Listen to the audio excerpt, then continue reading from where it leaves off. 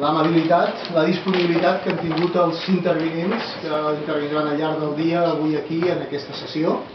i també vull agrair la col·laboració de les cambres de comerç del nord i del sud i de les organitzacions patronals també del nord i del sud que han col·laborat de manera molt estreta en l'organització d'aquesta trobada. Des de fa uns anys treballem les institucions del nord i del sud, la Generalitat, Consell General, Aglomeració, Diputació de Girona, viles de ciutats de Girona i Ajuntament de Girona i de Figueres, en un projecte ambiciós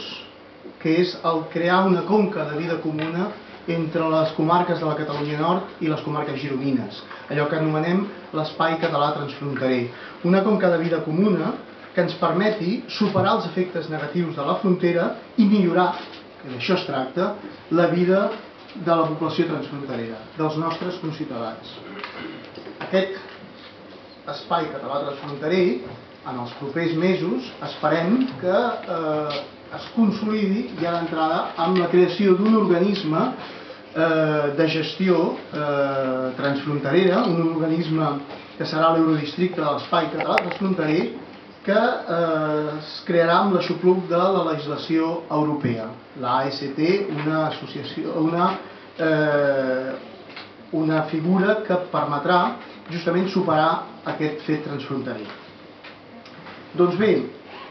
per nosaltres aquest Eurodistricte de l'espai català transfronterer, que com dic es consolidarà en els propers mesos,